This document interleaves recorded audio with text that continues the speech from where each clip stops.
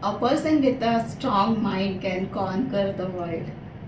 ये बिल्कुल सही बात है। कहा गया है कि जो इंसान मानसिक तौर पे बहुत मजबूत है वो किसी भी तरह की जंग जीत सकता है, और इसको बहुत अच्छे से समझाया गया है गीता में, जहाँ पे अर्जुना कुरुक्षेत्र पहुँचते हैं, उनके सामने उनके ही रिश्तेदार, उनके ही गुरुस है जिनके साथ उन्हें लड़ना है। वहाँ पे वो अपने आप को एक डर में ले आते हैं, उनके अंदर एक भय आ जाता है कि मैं इनसे कैसे लड़ सकता हूँ। उनको क्लियर ही नहीं होता, उनको क्लैरिटी नहीं मिलती, उनको ये समझ में नहीं आता कि उनको आगे करना क्या है।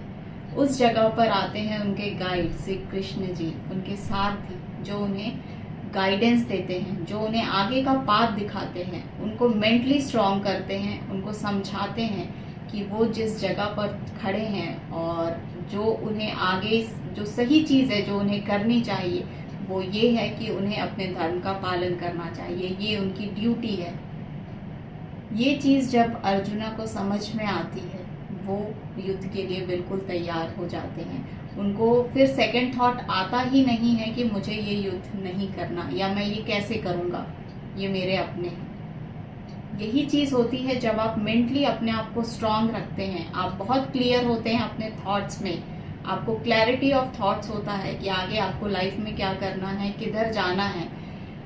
बिल्कुल फर्क नहीं पड़ता आप कितनी भी नेगेटिव सिचुएशन में हैं, आप अपनी जिंदगी की कितनी भी बड़ी मुश्किल में हैं। If you have that clarity of thoughts, if you are mentally strong, within a time you will be able to find the solution for that particular problem. अपने आप को मेंटली स्ट्रांग करने के लिए बहुत सारी चीज़ें आप कर सकते हैं।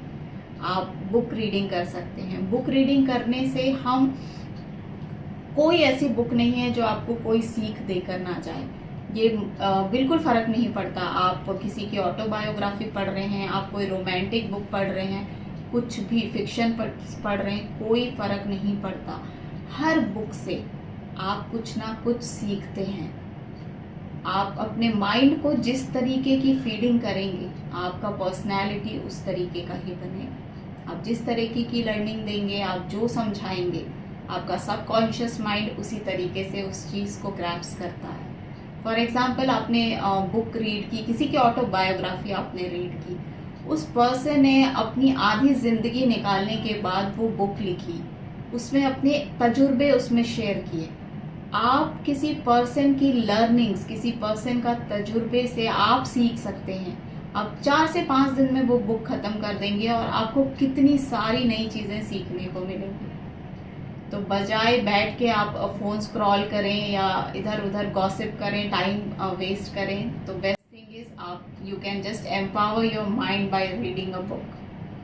सेकेंड चीज़ जो आप कर सकते हैं, आप ब्रीथिंग पे अपने फोकस कर सकते हैं। इससे भी आप मेंटली बहुत ज़्यादा पावरफुल बनेंगे। आपको कोई टेक्निक नहीं यूज़ करनी है, आपको कुछ नहीं करना है, सिर्फ आप आंखें बंद करेंगे। You have to feel your breath. आप इनहेल करेंगे, बिल्कुल आपको फील होना चाहिए कि आपकी दोनों नॉस्ट्रल से आपकी ब्रेथ अंदर गई, माउथ से होते हुए, फुट पाइप से होते हुए, then it's coming down towards the naval.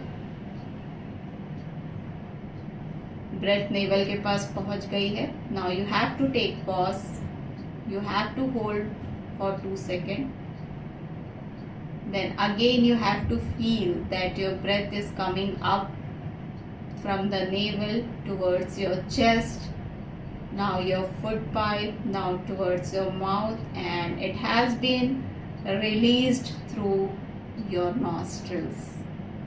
जब आप ये प्रैक्टिस, जब आप बैठ के आराम से करेंगे, जब आप फोकस करेंगे 4 to 5 times on your breath और आप इसको फील करेंगे, you will feel the magic.